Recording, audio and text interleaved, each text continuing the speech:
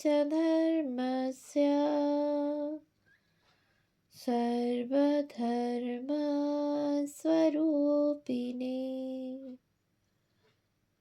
अवतारवरिष्ठाय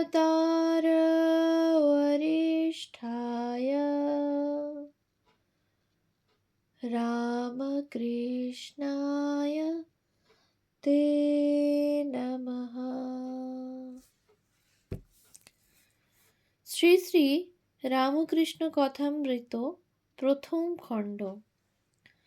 তব কথামৃতম তপ্ত জীবনম কবিভিড়িতম কল্মষাপহম শ্রবণমঙ্গলম শ্রীমদাততম ভুবি গৃণন্তি ये ভুরিদা জনা।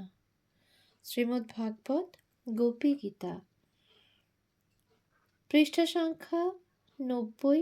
শ্রী শ্রী রামকৃষ্ণ কথামৃত, 1882, 27 অক্টোবর। সপ্তম পরিচ্ছেদ।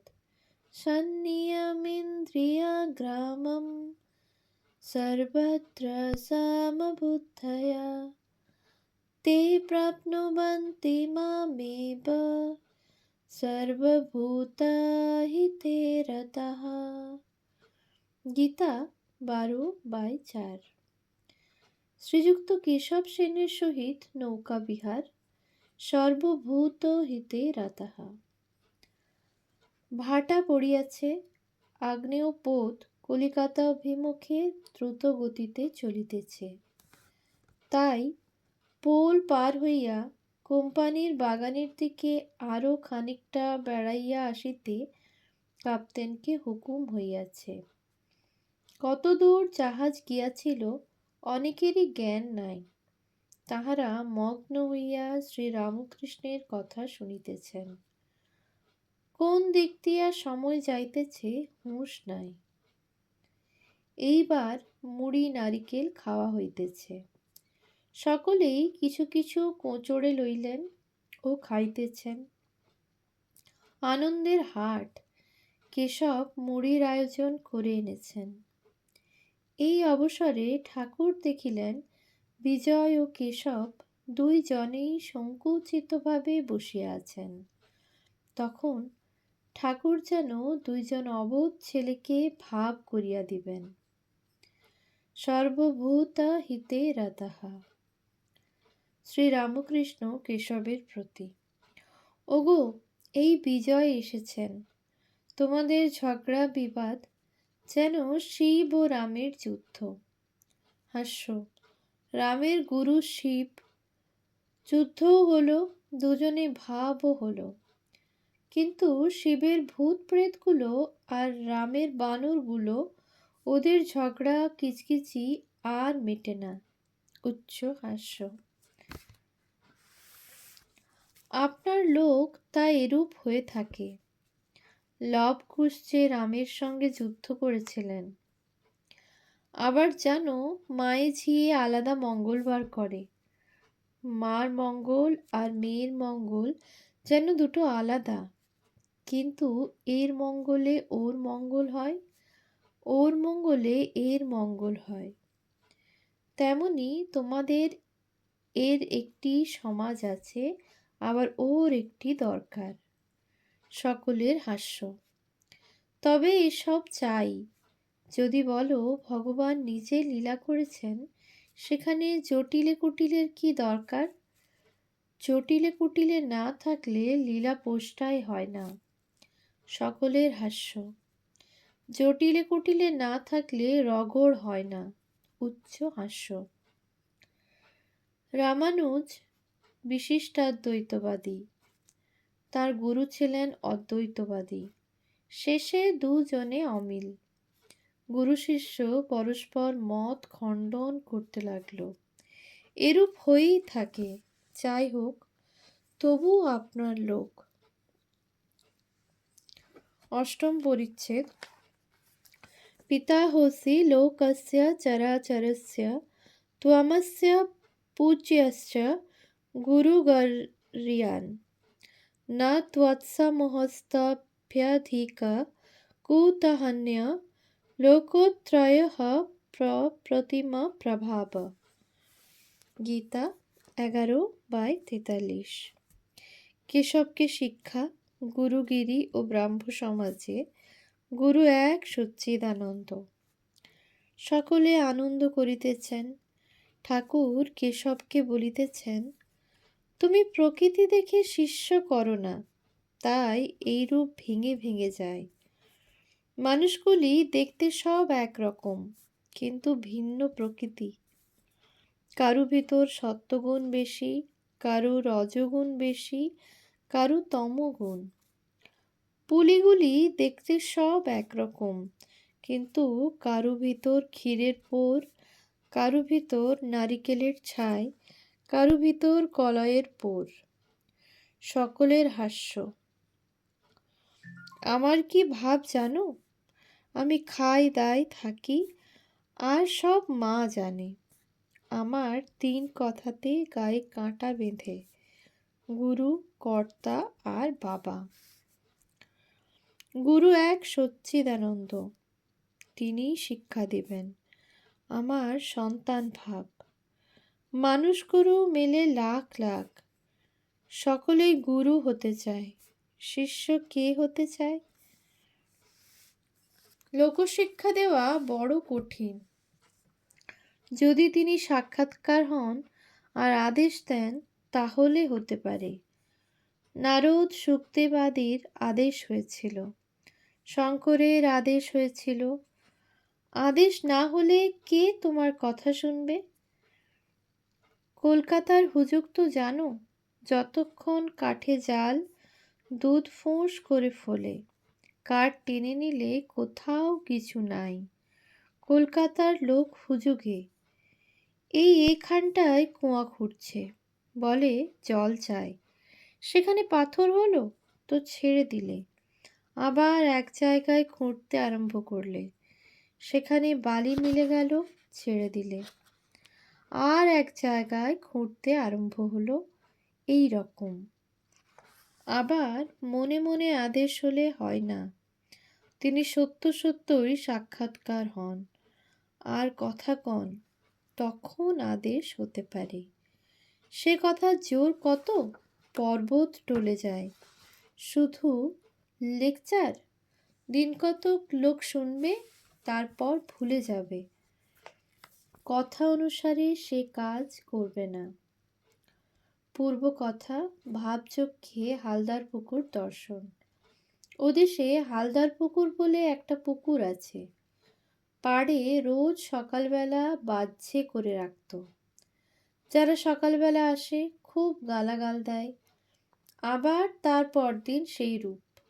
বাহ্যে আর থামে না। সকলের হাস্য। লোকে কোম্পানিকে জানালে, তারা একটা চাপরাশি পাঠিয়ে দিলে।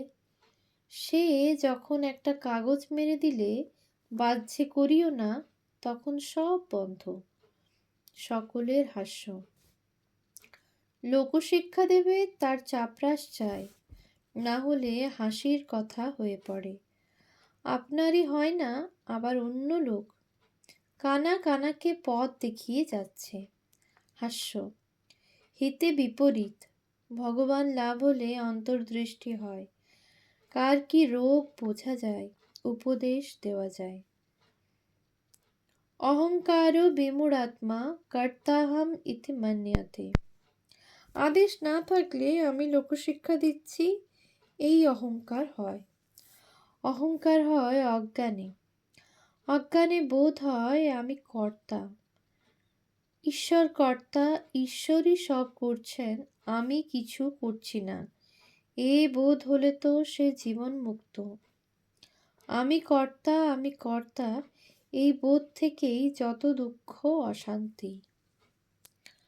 নবম পরিচ্ছেদ। তস্মাদসক্তঃ সততম কার্যম কর্ম সমাচর, আসক্তো ইয়াচরণ কর্ম পরমাপ্নোতি পৌরুষঃ। গীতা 3/19। কেশব আদি ব্রাহ্মদিগকে কর্মযোগ সম্বন্ধে উপদেশ। শ্রী রামকৃষ্ণ কেশবাদী ভক্তের প্রতি, তোমরা বলো জগতের উপকার করা, জগৎ কি এতটুকু গা? আর তুমি কে যে জগতের উপকার করবে? তাকে সাধনের দ্বারা সাক্ষাৎকার করো, তাকে লাভ করো। তিনি শক্তি দিলে তবে সকলের হিত করতে পারো, নচেত নয়। একজন ভক্ত: যতদিন না লাভ হয় ততদিন সব কর্ম ত্যাগ করব? শ্রীরামকৃষ্ণ: না, কর্ম ত্যাগ করবে কেন? ঈশ্বরের চিন্তা, তার নাম গুণগান, নিত্যকর্ম এসব করতে হবে। ব্রাহ্মভক্ত: সংসারের কর্ম, বিষয় কর্ম? শ্রীরামকৃষ্ণ: হ্যাঁ, তাও করবে, সংসার যাত্রার জন্য যেটুকু দরকার। কিন্তু কেঁদে নির্জনে তাঁর কাছে প্রার্থনা করতে হবে যাতে ওই কর্মগুলি নিষ্কামভাবে করা যায়। আর বলবে, হে ঈশ্বর, আমার বিষয়কর্ম কমিয়ে দাও। কেননা ঠাকুর, দেখছি যে বেশি কর্ম জুটলে তোমায় ভুলে যায়। মনে করছি নিষ্কাম কর্ম করছি, কিন্তু সকাম হয়ে পড়ে। হয়তো দান সদাব্রত বেশি করতে গিয়ে লোকমান্য হতে ইচ্ছা হয়ে পড়ে। পূর্বকথা শম্ভু মল্লিকের সহিত দান আদি কর্মকাণ্ডের কথা। শম্ভু মল্লিক হাসপাতালে ডাক্তার শম্ভু মল্লিক হাসপাতাল, ডাক্তারখানা, স্কুল, রাস্তা, পুষ্করিণীর কথা বলেছিল। আমি বললাম, সম্মুখে যেটা পড়ল না করলে নয়, সেটাই নিষ্কাম হয়ে করতে হয়। ইচ্ছা করে বেশি কাজ জড়ানো ভালো নয়, ঈশ্বরকে ভুলে যেতে হয়। কালীঘাটে দানই করতে লাগলো, কালী দর্শন আর হলো না। হাস্য: আগে জো শো করে ধাক্কাধুক্কি খেয়েও কালী দর্শন করতে হয়, তারপর দান যত করো আর না করো। ইচ্ছা হয় খুব করো, ঈশ্বর লাভের জন্যই কর্ম। শম্ভুকে তাই বললুম, যদি ঈশ্বর সাক্ষাৎকার হন তাকে কি বলবে, কতগুলো হাসপাতাল ডিসপেন্সারি করে দাও? হাস্য: ভক্ত কখনো তা বলে না, বরং বলবে, ঠাকুর, আমায় পাদপদ্মে স্থান দাও, নিজের সঙ্গে সর্বদা রাখো, পাদপদ্মে শুদ্ধা ভক্তি দাও। কর্মযোগ বড় কঠিন। শাস্ত্রে যে কর্ম করতে বলেছে কলিকালে করা বড় কঠিন। অন্নগত প্রাণ, বেশি কর্ম চলে না। জ্বর হলে কবিরাজি চিকিৎসা করতে গেলে এদিকে রোগীর হয়ে যায়, বেশি দেরি সয় না। এখন ডি গুপ্ত: কলিযুগে ভক্তিযোগ, ভগবানের নাম গুণগান আর প্রার্থনা। ভক্তি যোগই যুগ ধর্ম। ব্রাহ্ম ভক্তদের প্রতি: তোমাদেরও ভক্তিযোগ, তোমরা হরিনাম করো, মায়ের নাম গুণগান করো, তোমরা ধন্য। তোমাদের ভাবটি বেশ, বেদান্তবাদীদের মতো তোমরা জগৎকে স্বপ্নবৎ বলো না। অরূপ ব্রহ্মজ্ঞানী তোমরা নও, তোমরা ভক্ত। তোমরা ঈশ্বরকে ব্যক্তি, পার্সন বলো, এও বেশ। তোমরা ভক্ত, ব্যাকুল হয়ে ডাকলে তাকে অবশ্য পাবে। দশম পরিচ্ছেদ। সুরেন্দ্রের বাড়ি নরেন্দ্র প্রভৃতি সঙ্গে। জাহাজ কয়লাঘাটে এইবার ফিরিয়া আসিল। সকলে নামিবার উদ্যোগ করিতে লাগিলেন। ঘরের বাহিরে আসিয়া দেখেন কোজাগরের পূর্ণচন্দ্র হাসিতেছে। ভাগীরথী বক্ষ কৌমুদীর লীলাভূমি হইয়াছে। ঠাকুর শ্রীরামকৃষ্ণের জন্য গাড়ি আনিতে দেওয়া হইল। কিছুক্ষণ পরে মাস্টার ও দু একটি ভক্তের সহিত ঠাকুর গাড়িতে উঠিলেন। কেশবের ভ্রাতুষ্পুত্র নন্দলালও গাড়িতে উঠিলেন, ঠাকুরের সঙ্গে খানিকটা যাবেন। গাড়িতে সকলে বসিলে পর ঠাকুর জিজ্ঞাসা করিলেন, কই তিনি কই, অর্থাৎ কেশব কই? দেখিতে দেখিতে কেশব একাকী আসিয়া উপস্থিত, মুখে হাসি। আসিয়া জিজ্ঞাসা করিলেন, কে কে এর সঙ্গে যাবে? সকলে গাড়িতে বসিলে পর কেশব ভূমিষ্ঠ হইয়া ঠাকুরের পদধূলি গ্রহণ করিলেন।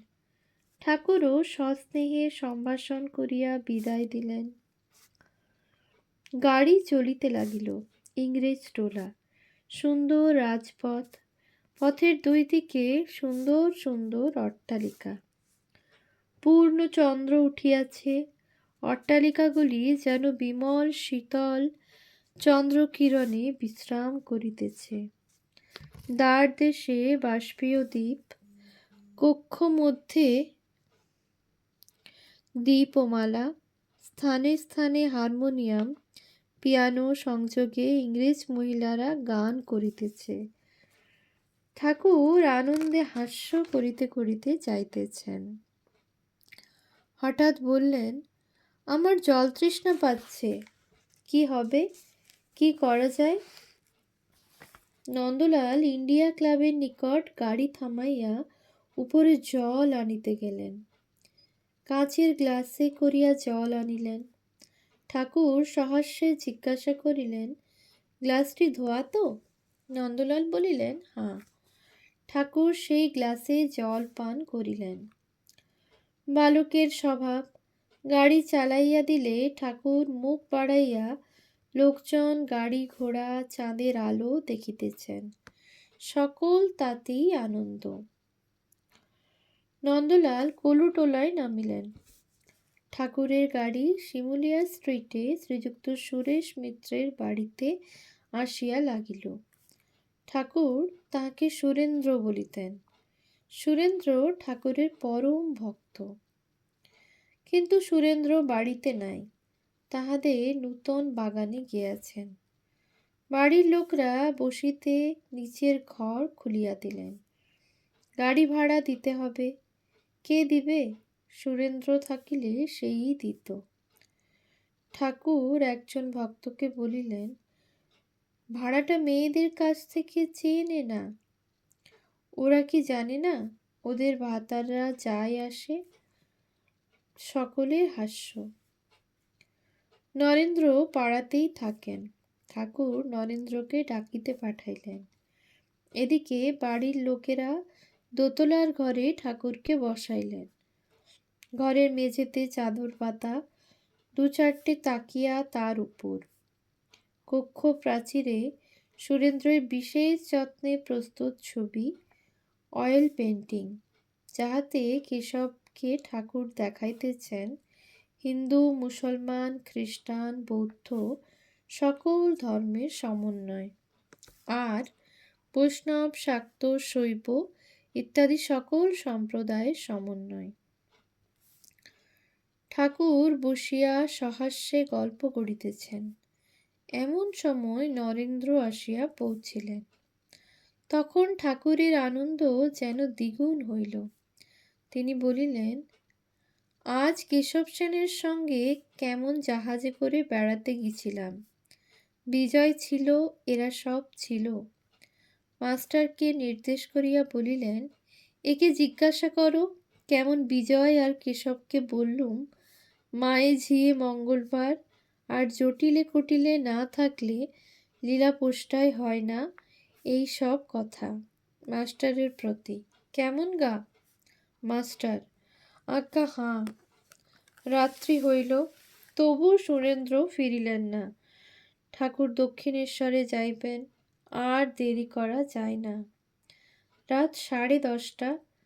রাস্তায় চাঁদের আলো। গাড়ি আসিল। ঠাকুর উঠিলেন। নরেন্দ্র ও মাস্টার প্রণাম করিয়া কলিকাতাস্থিত স্ব স্ব বাটিতে প্রত্যাগমন করিলেন। ওম শান্তি শান্তি শান্তি। হরিঃ ওম তৎসৎ। শ্রীরামকৃষ্ণার্পণমস্তু।